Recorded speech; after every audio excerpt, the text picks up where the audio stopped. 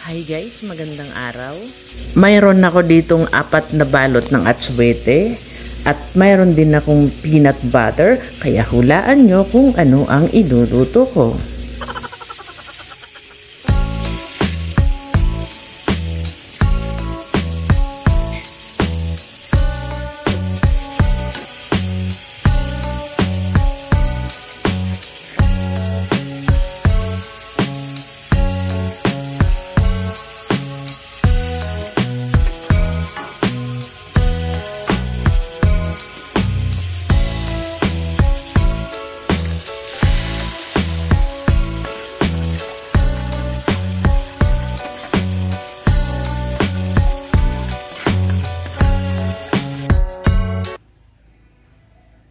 Ito po, mayroon po ako ditong pata ng baboy.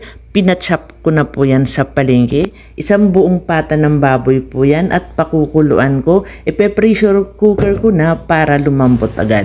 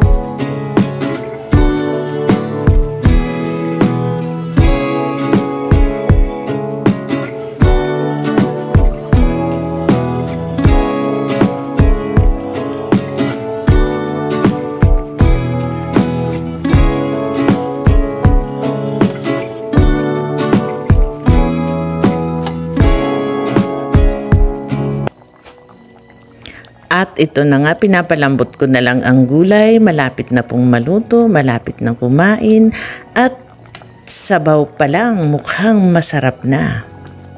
Palalambutin ko na lang po ang gulay, pag lumambot na yan, lafang.